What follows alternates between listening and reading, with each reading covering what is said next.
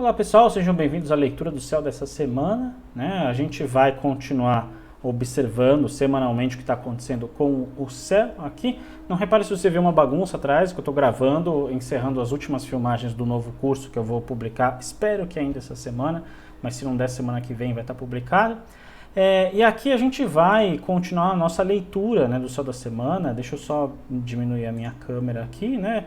Olha, aqui no céu dessa semana a gente vai observar algumas coisas interessantes aqui. Bom, primeiro, Vênus.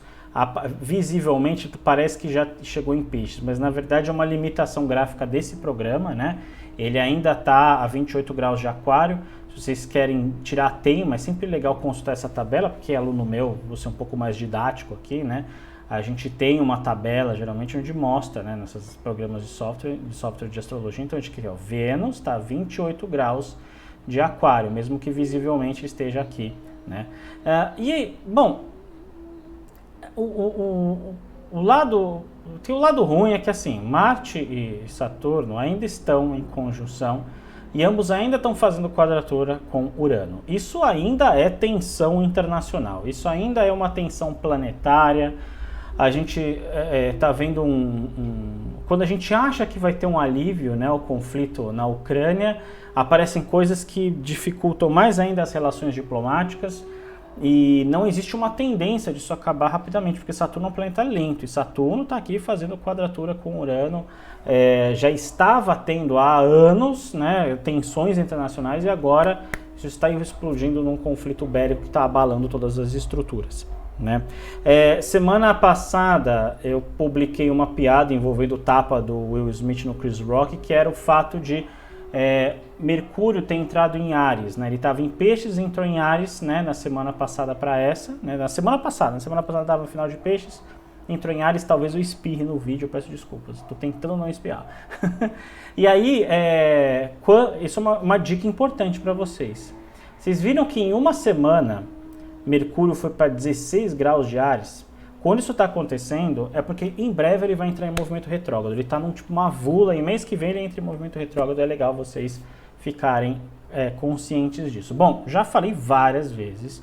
Eu tenho um curso gratuito de Mercúrio retrógrado. Tem posts no meu Instagram e vídeos aqui no canal onde eu falo como você se planeja para Mercúrio retrógrado. Você não precisa esperar Mercúrio estar em movimento retrógrado para botar a culpa em Mercúrio para depois você sofrer, né? Não precisa sofrer.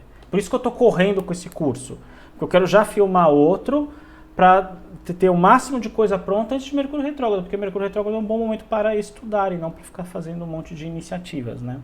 Bom, enfim, o fato de Vênus ter saído um pouco dessa quadratura dá uma suavizada, porque mostra que a intenção das pessoas não é destruição, e sim tentar resolver.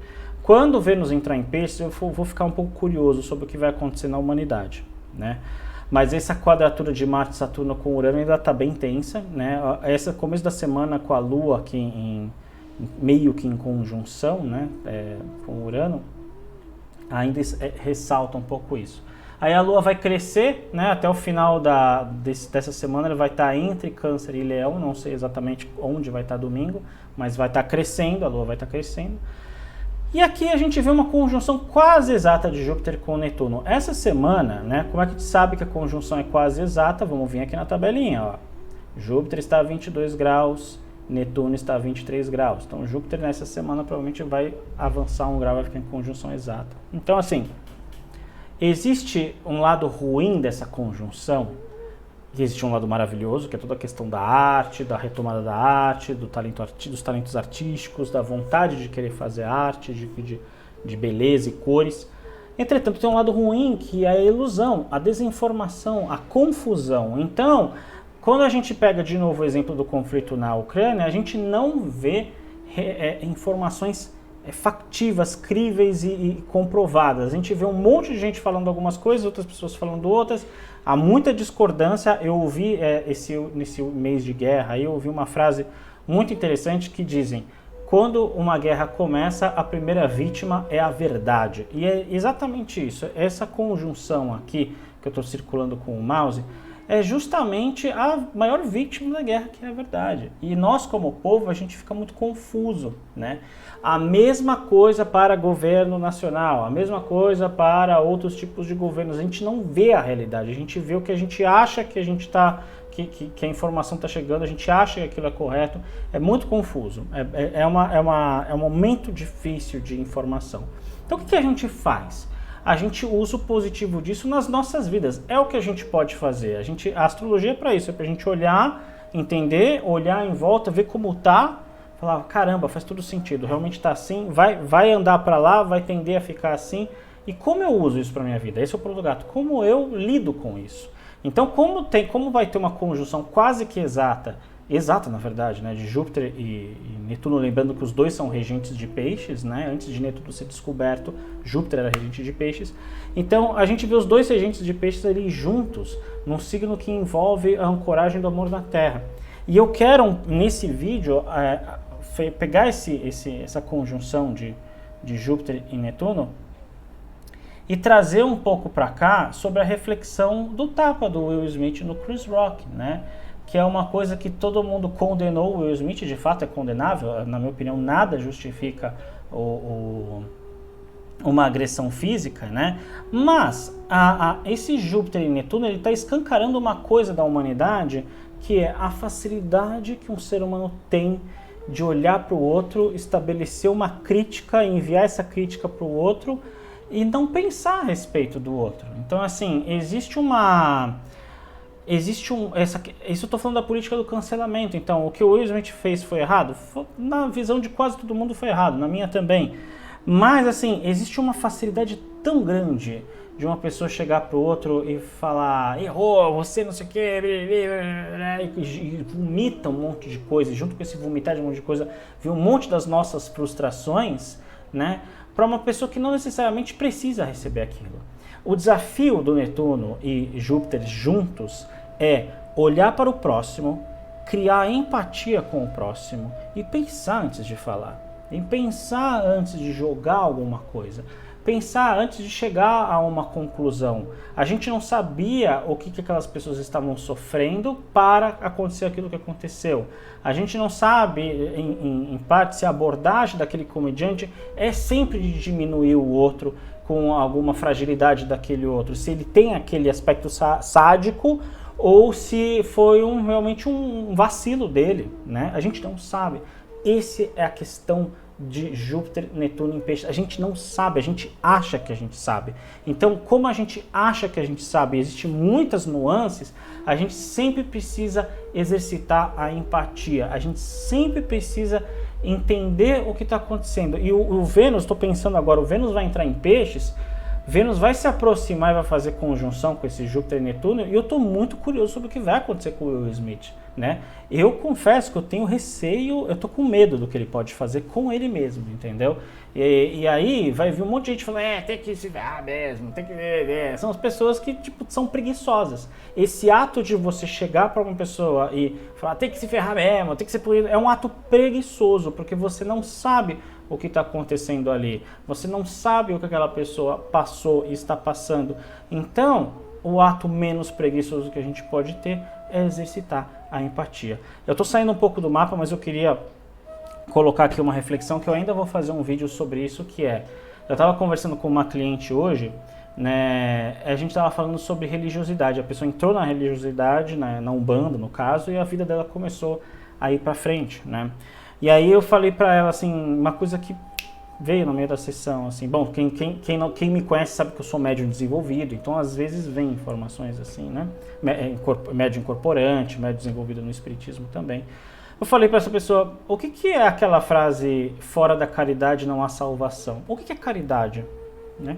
Caridade, a gente provavelmente tem uma ideia de que caridade é você doar coisas, é você oferecer seu tempo para uma filantropia, que é outra coisa. Caridade e filantropia são semelhantes, mas não são a mesma coisa. Caridade, quando a gente vê uma palavra com idade no final, né, tipo amigo, amizade, na língua portuguesa a gente está transformando aquela palavra numa palavra abstrata. Então, amigo é o substantivo, amizade é essa palavra no abstrato. Então, caridade é o abstrato de você se importar.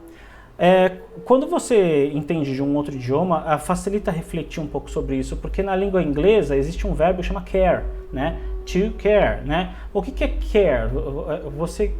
A gente pode entender care como cuidar de algo, mas também é se importar, né? Então, quando em inglês você fala I care about you, eu me importo com você. E care e caridade tem o mesmo radical, é a mesma palavra em idiomas diferentes. Então, caridade, na verdade, é o ato de se importar. Então, quando você vai para uma religião, né, você às vezes é sugerido a promover a caridade, que é doar, né? Mas na verdade, o ato de você ir para um centro religioso é de você receber caridade também.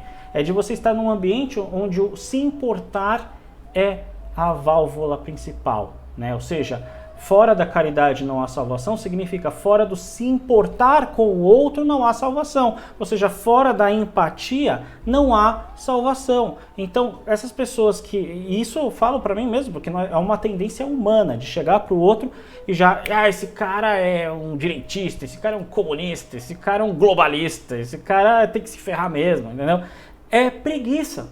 Preguiça de desenvolver a caridade. A caridade é você se importar, entendeu? Então, voltando para o mapa, esse aspecto aqui, junto com Vênus se aproximando, é a necessidade urgente que a gente tem de exercitar a empatia, que é o ato de você sentir, entender que o outro pode estar passando por alguma coisa e se importar, é exercer a caridade. Entendeu? Então, são momentos difíceis que a gente está passando.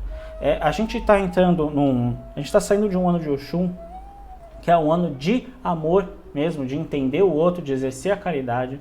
E agora é um ano de Oxóssi. A gente entendeu o que é a caridade, a gente vai conseguir aplicar o que é a caridade de uma maneira compreendida na nossa vida, né? Vocês estão vendo como a astrologia ela pode ser profunda? Ela é um ato de você entender, refletir sobre isso, o que isso está querendo me ensinar, né? Não é só vai acontecer coisa, o que isso está querendo me ensinar? Está querendo me ensinar que a caridade, que o se importar, é a única saída.